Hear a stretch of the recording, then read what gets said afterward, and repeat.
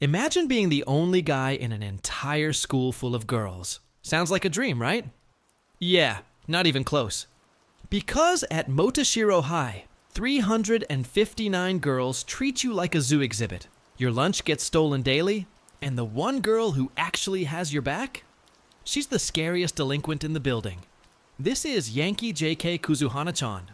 This is the story of Saotome Hodaka, a regular high school guy whose life became a living nightmare the day he enrolled at Motoshiro Prefectural High School. See, this place used to be an all-girls school. It only recently went co-ed, and when Hodaka showed up for his first year, he discovered something horrifying. He was the only male student, one boy, 359 girls, and absolutely zero personal boundaries.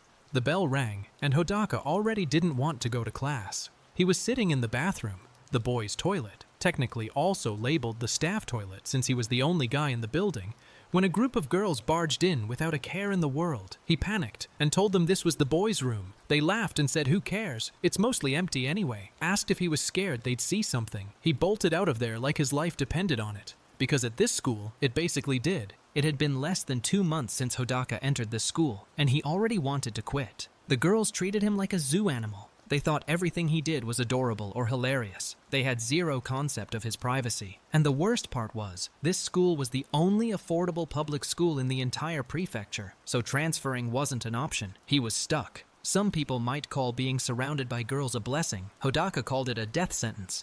Every morning started the same way. He'd raise his hands in surrender on the packed train, the Higashihama line, also known as the Maiden Railway, because the morning rush was nothing but high school girls. One boy crammed into a sea of 359 girls, the losing battle of the minority versus an overwhelming enemy. He kept his hands visible at all times. One wrong move, and it was over. And sure enough, it happened. On the train, packed shoulder to shoulder, a girl turned around and accused him of touching her. He tried to explain.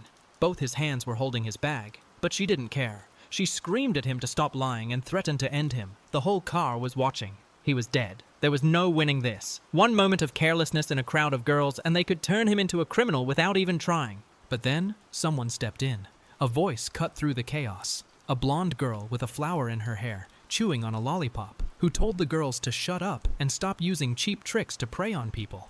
She crushed the accusation like it was nothing. The girls backed off. Hodaka stared at her in disbelief. She'd just saved his entire life without breaking a sweat. She introduced herself casually. "Kuzuryu Hanako, Class 1B, he stammered back. "Saotome Hodaka, 1D. She looked at him for a moment, then looked away. Something flickered in her expression, but she didn't say anything else. Later, Hodaka ran into Kuzuryu again. She got in his face immediately, aggressive, loud, cursing, and demanded to know if he had a problem with her. He panicked and said no, he didn't have any problem at all. He explained that ever since he'd entered this school, he'd been surrounded by nothing but bad girls, that he was shocked when even Takai-san, someone he thought was normal, turned out to be one of them. But Kuzuryu was different. He could tell. She stopped mid-rage and stared at him. Her expression softened for just a second. She explained herself quietly. She said she couldn't hear him clearly on the train from where she was standing, and by the time she got close enough, he and the other girl already seemed like they had a thing going, so she didn't want to bother them. Hodaka told her she was surprisingly nice. She immediately snapped.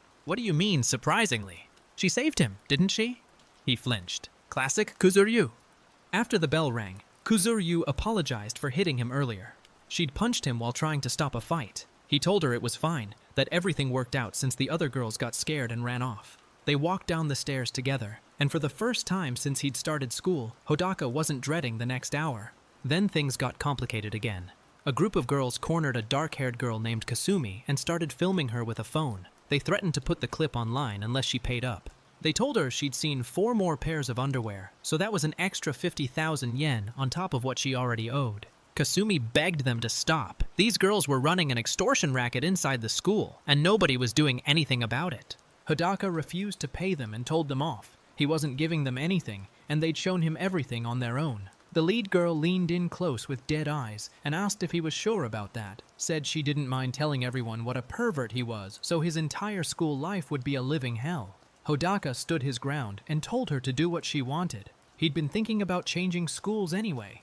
But before things escalated further, Kuzuryu appeared out of nowhere. She tackled the lead girl, snatched the phone, and deleted the video on the spot. Then she grabbed Kasumi and told the rest of them to shut up and stop saying things they don't mean. She threatened to take their embarrassing photos and post them online instead. The bullies scattered. Kasumi was shaken, but safe, and Kuzuryu stood there, barely winded, like she did this kind of thing every Tuesday.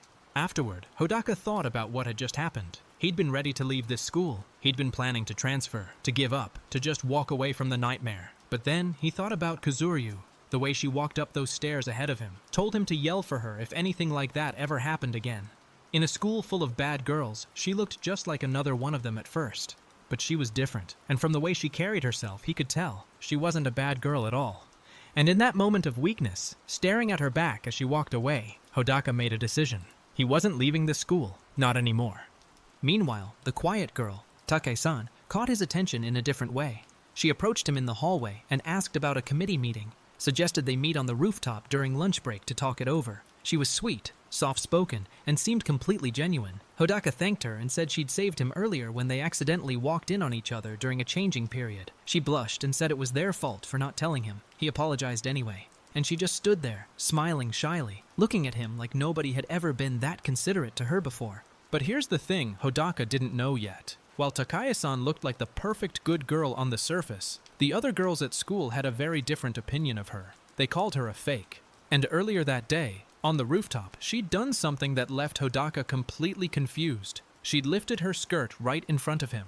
He'd asked her if the whole reason she'd been nice to him was just to see how he'd react. She hadn't answered, and now he had no idea what was real and what wasn't. Especially today, because today, Hodaka couldn't afford to be distracted for even 1 second. And with Kuzuryu on one side and Takai-san on the other, that was going to be completely impossible. It's lunchtime at Motoshiro High School. The bell rings, and within seconds the whole building erupts. Girls pulling out bento boxes, dragging desks together, laughing about whatever happened in last period. For most people, lunch is the highlight of the day, a chance to kick back, talk to your friends, and just exist for a while. But Saotome Hodaka doesn't get that luxury, because the moment that bell hits, the chaos starts. Girls from every direction are already swarming him. "Watcha eating there, Saotome?" One girl snatches his bread right out of his hands. The new one the cafeteria just started selling. Gone. Just like that. And nobody even flinches, because at Motoshiro High, Hodaka isn't a classmate. He's a novelty, a toy, the one boy in a sea of 359 girls, and every single one of them treats him like public property. Whether it's in class, in the hallway, or out in the schoolyard, this guy cannot find a single corner of this school where he can just breathe. Girls are always hovering, always touching, always teasing. There's no off switch. So Hodaka does what any sane person would do. He looks for a hiding spot, somewhere, anywhere, that the girls won't follow him. He ends up in front of a door with a sign that reads, "Staff Room and Male Students." That's right, his designated safe space in this entire school is the staff room. They literally had to add his gender to the sign just so he'd have somewhere to go. That's the level we're at. But even that's not low enough, because next, Hodaka ducks into the boys' bathroom, the one room in this building that should be sacred ground. And what does he find? Girls, already in there, casually using the stalls like it's no big deal. He stammers out something about the sign, clearly saying, "Male Students," and one of the girls just waves him off. Says the girls' bathrooms were too crowded, so she just came in here instead. No apology, no embarrassment, just vibes. Hodaka offers to stand guard outside while she finishes, and the whole interaction is so painfully awkward that you can almost feel his soul leaving his body. And then, just when he thinks the day can't get any more ridiculous, it does. He's back at his desk, trying to focus, when a girl from the fashion club appears out of nowhere. She's got curly hair, a cute beret, and a smile that says she wants something. She leans in and hits him with it. "So hey, can we just leave this kind of job to you from now on?" Hodaka blinks. Job? What job? Before he can even ask, another girl chimes in. This one a little bolder. She tells him flat out, if he helps them with their work, she'll let him see more than just a little tease. A lot more. With a heart and everything. Hodaka's brain flatlines. The whole class is watching now. Some guy in the back mutters, "Damn, that's aggressive!" And honestly, understatement of the year. But here's the thing about Hodaka. Even when he's flustered out of his mind, the kid has a backbone. He pushes back immediately, tells her, no, that kind of thing is wrong on so many levels, and she shouldn't be taking her clothes off so easily. He's red in the face, barely holding it together, but he says it. The girl doesn't stop. She starts unbuttoning right there, asking why not, saying guys would pay to see this, trying to frame it like some kind of win-win deal. And Hodaka is physically recoiling, telling her that's not the problem, while the rest of the class watches like it's a live show. Then someone drops the bomb. So you're into girls like Kuzuhana more, Saotome-chi? Hodaka freezes. Kuzuhana. Do they mean Kuzuryu-san? The name ripples through the room. She's Kuzuhana, right? That crazy girl from the rumors?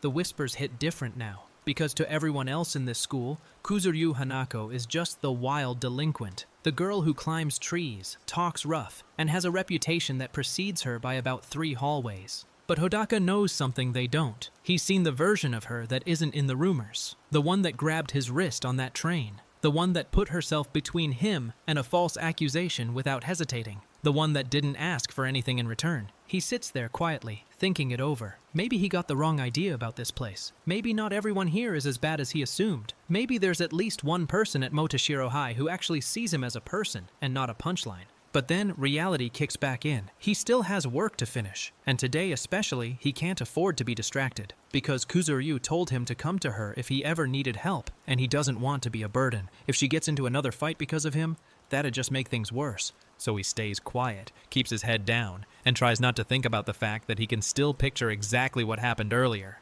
The end of day bell hits, and the teacher wraps up class with one final announcement. Anyone who hasn't finished their pattern paper for fashion class needs to get it done before next session. Hodaka's group is behind, way behind, and the girls in his group waste 0 time letting him know whose fault that is. Damn it, Saotome. It's all your fault for being a slowpoke that we haven't finished anything. One of them shoves a stack of papers onto his desk. Another one groans about not wanting to stay after school. And then, without a shred of guilt, they tell him, since it's his fault, he gets to finish everything for the rest of them. They leave, all of them, just dump their work on him and walk out the door like it's the most natural thing in the world. And Hodaka? He doesn't argue, doesn't complain. He just sits there in the empty classroom, pencil in hand, working through pattern after pattern by himself. The sun's starting to dip, and the room is dead quiet, except for the scratch of his pencil on paper. He thinks about Kuzuryu. She did tell him he could come to her whenever he's in trouble, but he doesn't want to bother her with stuff like this. It's not her problem. And besides, if she found out what the girls in his group were doing, she'd probably snap. She'd get into another fight, and that's the last thing he wants on his conscience. So he keeps working, alone.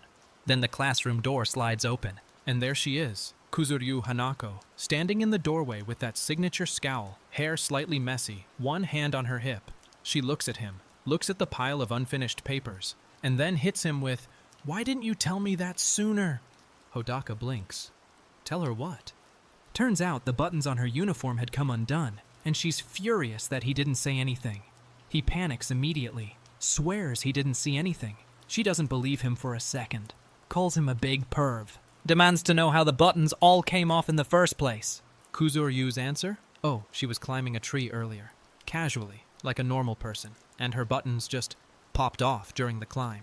She came in through the 3rd floor window because she thought he was in danger, and it was the fastest route. This girl literally scaled the side of the building to check on him. Hodaka's sitting there, needle and thread in hand, because of course the son of a tailor can fix buttons, and Kuzuryu is hovering over him, flustered and aggressive in equal measure. But here's the catch. If she wakes up and catches him fixing her uniform while she's wearing it, he's dead. And if he leaves it alone, she'll walk around with her shirt open. Either way, he loses. So he makes a bet, prays she doesn't wake up, and starts sewing. She stirs. His heart stops, but she stays asleep, just barely, and he finishes the repair with shaking hands. Then she grabs him, not gently. She tells him to follow her. No explanation, no negotiation. Classic Kuzuryu. She leads him through the school, up a set of stairs, and out onto the roof. But the rooftop isn't the destination. It's the starting point. Because above the roof, there's a water tower.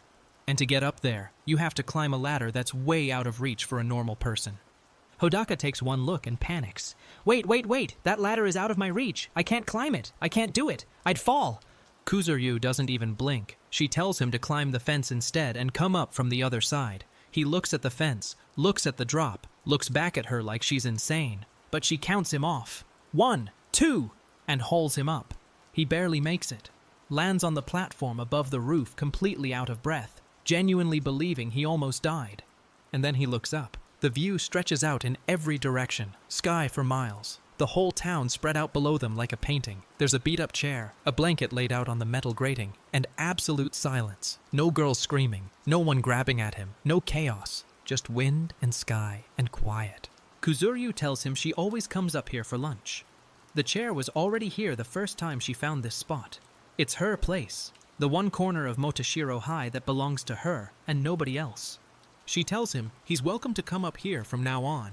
He can eat lunch here whenever he wants. Hodaka's stunned. He looks at her, this loud, aggressive, foul-mouthed girl who everybody calls crazy. And she's sitting there with her legs tucked under her, hair blowing in the breeze, offering him the one thing nobody else at this school has ever given him, a place where he can just exist. He asks if she plays sports because she moves like an athlete. She gets defensive immediately. So what? I move a lot, okay? Then quietly admits she used to, but quit. He tells her he's bad at sports and could never do the stuff she does. She softens a little, wonders out loud if she'll fall when she tries to climb back down later. And then Hodaka opens up, really opens up.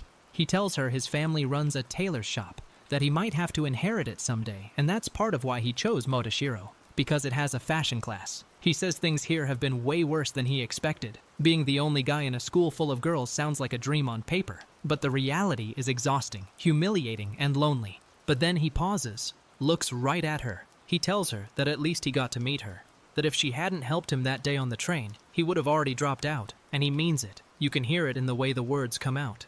Not smooth, not rehearsed, just raw and honest. So I'm really thankful. Kuzuryu-san. She stares at him. Something shifts behind her eyes. Something she's clearly not used to feeling. She doesn't say anything for a second, just looks at him like she's seeing him for the first time. Then Hodaka makes a critical error. He calls her Hanako-chan. The reaction is instantaneous. Her face goes completely red. She lunges at him screaming, "I'm not embarrassed!"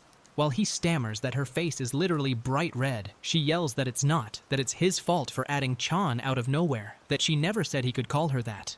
The whole rooftop devolves into chaos, and for the first time since arriving at this school, Hodaka is laughing. Eventually, they settle back down, the quiet returns, and Hodaka, completely worn out from the climb and the arguing and everything else, starts to drift off. Kuzuryu slaps him awake. "Hey, Saotome, wake up, break's over." He jolts up, groggy and confused, and as she's dragging him back toward the ladder, one thought floats through his mind. Is this gonna be a place where I can finally relax? And the honest answer, the one he gives himself as she pulls him back into the noise and the chaos and the madness of Motoshiro High, is that he doesn't know yet. But for the first time since he enrolled here, he's not thinking about leaving. Chapter 4. Ushigome Yuna. It's lunch again at Motoshiro High, and Hodaka's up on the water tower with Hanako, eating in their usual spot.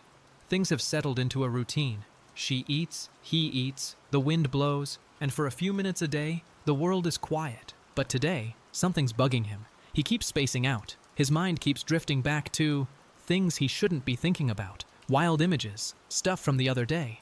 He catches himself and panics. Wait, why does he keep thinking about it? It's not like she could have said they were friends before her pappy showed up, but still, she also pretended like they were strangers in front of everyone.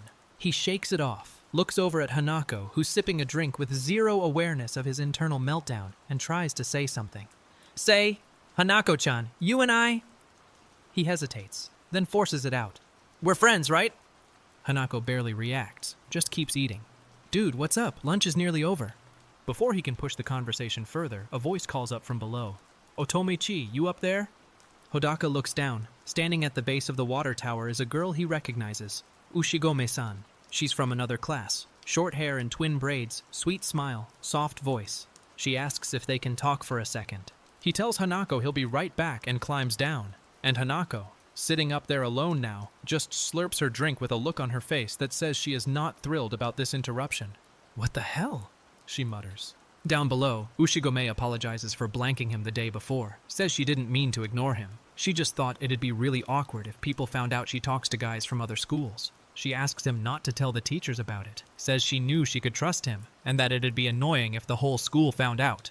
Hodaka takes it in stride. He hasn't told anyone, he doesn't mind, but the whole interaction has this undercurrent to it. Ushigome is friendly, maybe a little too friendly, and there's something in her eyes that doesn't quite match the innocent act. She's the kind of girl who smiles a lot and says all the right things, but the other girls at school have a name for her type. They call her a fake. Hodaka doesn't know what to make of her yet, but he files it away and heads back up to Hanako. Chapter 5. Take's True Colors.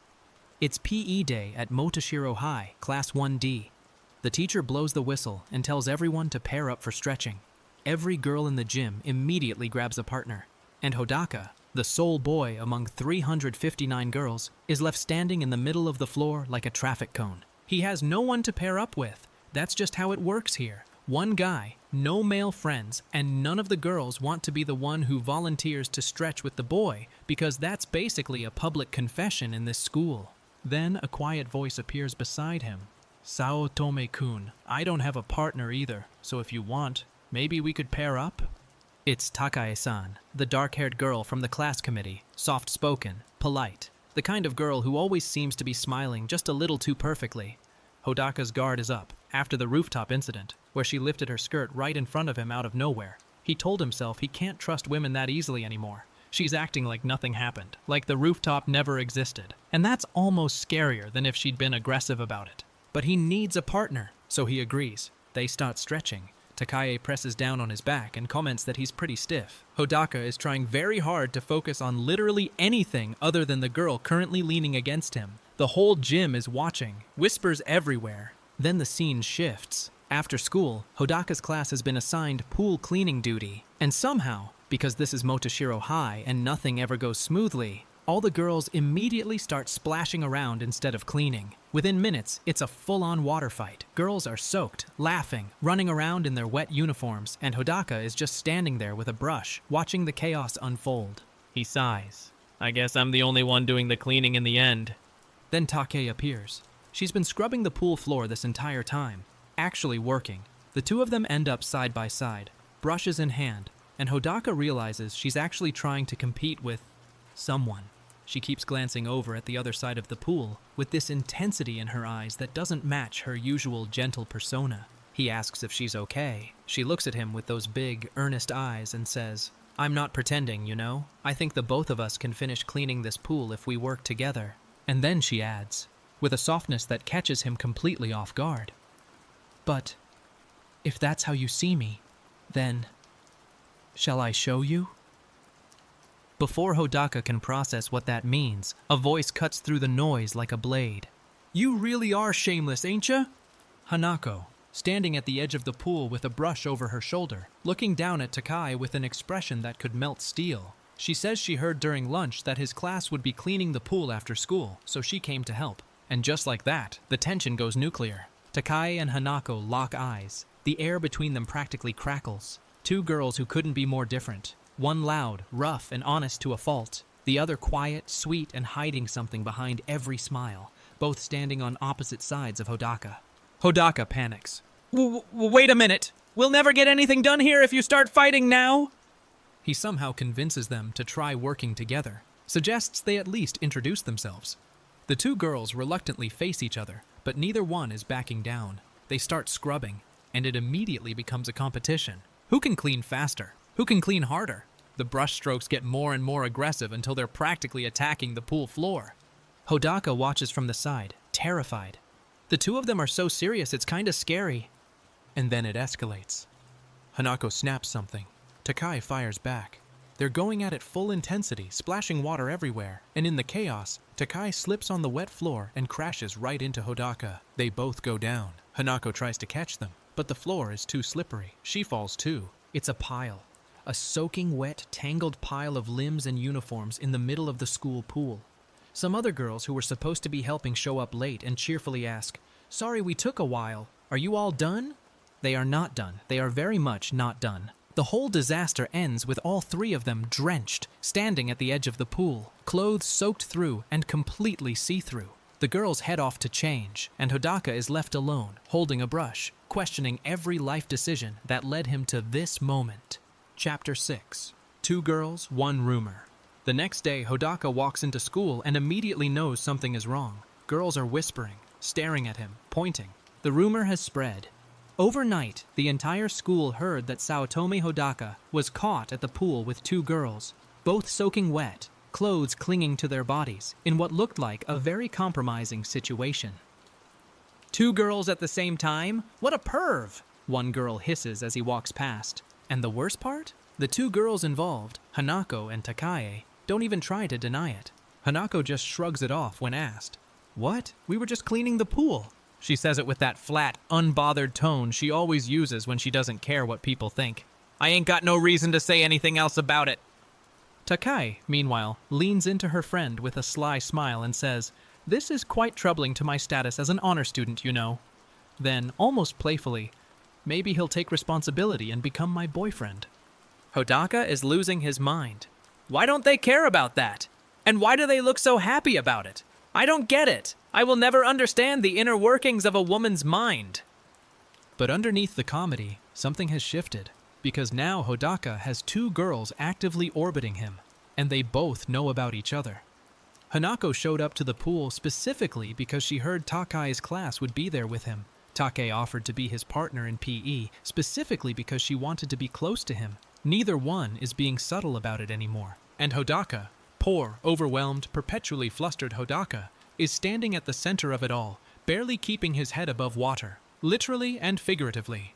Even after school lets out, his troubles don't end. Most of the Motashiro girls flood the nearby shopping district to hang out with guys from other schools. Groups of couples laughing, holding hands, going on dates. The whole town turns into a social scene the moment the bell rings. But for Hodaka, who has no friends outside of school, the loneliness hits different when the sun goes down. He walks home alone through the crowds, surrounded by people who all seem to have someone, and thinks to himself, even when the day ends, it doesn't mean the end of his melancholy. He is alone. And somewhere in the back of his mind, that question still lingers. The one he asked Hanako up on the water tower. The one she never really answered. Are they friends? Are they more than that? Or is he just another guy stumbling through a school full of girls who see him as entertainment, a toy, a curiosity, everything except a person? He doesn't have the answer yet. But two girls are fighting over him now, and the whole school is watching. Whatever comes next, it's not going to be quiet. It's the weekly first-year committee meeting at Motashiro High, and Hodaka is sitting in the back row with his head in his hands.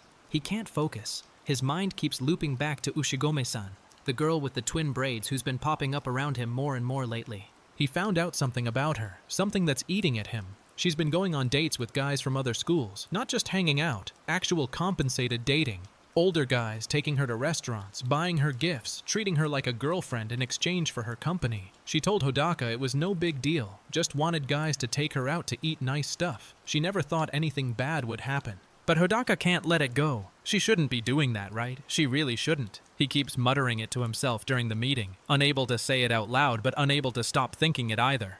Then Take leans over from the seat beside him, cool, composed, watching him spiral with that ever-present gentle smile. She tells him what Ushigome does is her own business. As long as she's not bothering anyone, let her do as she pleases. Hodaka looks at her. He knows Takai is technically right. He knows it's not his place, but something about that answer doesn't sit well with him, because he's seen how Ushigome acts. Bubbly, naive, trusting to a fault. The kind of girl who walks into danger and doesn't realize it until it's too late. And he couldn't say anything more. The meeting ends, and the weight of it stays on his shoulders. After school, Hodaka is walking through the shopping district when Takae catches up to him. She can tell he's still stressed about Ushigome, and in her typical Takae fashion, she doesn't beat around the bush. She asks him straight up, if you're that worried about her, then how about I tell you where Ushigome-san is right now? Hodaka freezes. Eh? You know where she is? Takae pulls out her phone. Messages are flooding in. One girl says she saw Ushigome waiting for someone in front of Kawara Station. Another says she was walking with some guy near the arcade. The tips just keep coming. Pop, pop, pop, one after another. Hodaka stares at her phone in disbelief. The girls' information network at Motashiro High is something else entirely. These girls gossip like it's a military intelligence operation. Every sighting, every detail, relayed in real time across what must be dozens of group chats. Take just shrugs. Guess she really is that much of an airhead. And then she shows Hodaka a text she sent earlier. To Kuzuryu Hanako. It reads, I just gave Kuzuhana a call, thought she could help you out. And underneath that, a second message from Takai that says, seriously, she didn't even bother to hear me out until I mentioned your name, Saotome-kun. What a bitch. Hanako's reaction when she sees the phone screen is immediate. Her eyes go wide. A vein practically pops on her forehead. She's livid, not at Takae's words, but at the fact that Takae is somehow always one step ahead, always pulling strings, always smiling while she does it. But there's no time for their rivalry right now, because Ushigome is out there somewhere with a guy they don't know, and the sun is going down. Hodaka takes off running. He knows it's kind of creepy to chase after a girl based on gossip chain intel. He admits that to himself mid-sprint, but if he doesn't go, and something happens to her, he'll never forgive himself. The information keeps coming in through Takai's messages, sighting after sighting, location after location, and for once, the terrifying efficiency of the Motoshiro Girls Network is working in his favor. He's just glad it's on his side this time. He tracks Ushigome to a small restaurant tucked away on a back street, the kind of place that just opened. Not many people know about it. Quiet, dimly lit, private. The perfect spot for someone who doesn't want to be seen. Hodaka peers through the window, and his stomach drops. Ushigome is inside, sitting across from a guy. Older, glasses, slicked back hair, wearing a suit. He's got that confident, predatory energy that makes Hodaka's skin crawl. The guy is leaning in close, sliding his hand toward her across the table, telling her, "I want you, Yuna-chan." Ushigome laughs it off nervously. That's such an old-school line. But she doesn't pull away. She doesn't leave. She just giggles and tells him the store people might see. And then the guy's expression changes. The smile stays, but the eyes go cold. He tells her she's not running away from him this time, that there's nowhere for her to go. The restaurant owner, who seemed friendly a second ago, closes the door behind them, locks it. Ushigome's face falls. The laughter dies. She realizes, maybe for the first time, that this isn't a date anymore. She tries to call for help. The guy clamps his hand over her mouth. Hodaka doesn't think. He doesn't plan. He just moves them. He bursts through the front door of the restaurant and shoves the guy away from Ushigome. It's not a big shove. Hodaka's not a fighter. He's a tailor's kid. But it's enough to break the guy's grip. The man stands up slowly, adjusts his glasses, looks down at Hodaka with the kind of calm, controlled fury that says this isn't the first time he's dealt with an interruption. He tells Hodaka that he only pushed him a little, but he might have to sue him for assault. Then his voice drops. "Unless you piss off right now, you little shit." Hodaka's legs are shaking. His hands are shaking. Everything in his body is screaming at him to run. This guy is bigger, older, and clearly dangerous. There's nothing Hodaka can do physically to stop him. But Ushigome is behind him, hands over her mouth, eyes wide with tears, and she's looking at him like he's the only person in the world who showed up. Hodaka drops to his knees, presses his forehead to the floor, and screams, "I'll do anything you want! Just let Ushigome-san go! Please!" The restaurant goes silent. Ushigome stares at him in shock. The guy with the glasses looks down at this pathetic, trembling kid bowing on the ground in front of him, and for a split second, he doesn't know what to do with that. Then, a voice from the doorway. "Hey." And everything stops. The next day at school, the mood is completely different. Ushigome runs up to Takai in the classroom, tears streaming down her face, and throws her arms around her. "Thank you so much, Takaichi! Thank you for finding out where I was!" Takai takes the hug with her usual composure, says she didn't really do much, asks if Ushigome is going to stop the compensated dating now. Ushigome nods, says she's already deleted the app and her account. She just wanted guys to take her out to eat nice stuff. She never thought it would go that far. Hodaka watches the exchange from his desk, relieved. It's over, she's safe, and hopefully she learned something from it. Then Ushigome turns to him with that big, bright smile of hers and drops a bomb that makes his blood run cold. "But I won't do that anymore, since I got a boyfriend now." Hodaka twitches. "What?" She beams at him, and the room goes nuclear. Because now, on top of everything else, the entire class thinks Hodaka is dating Ushigome. Hanako's eye is twitching. Takai is smiling that terrifying smile. And Ushigome, completely oblivious to the storm she just created, tells everyone that she and Saotome-kun have been really close lately. Hanako explodes. "Well, wait, no! That was just a bluff to trick that guy!" Another girl chimes in. "Eh? Really? Then we can just start as friends first." Take, not missing a beat. "For your information, Saotome-kun and I have been really close lately." Hanako's fury hits a new level. "I ain't aiming for no one!"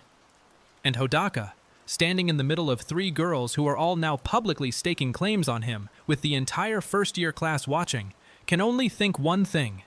This situation. He looks at Hanako, red-faced and screaming.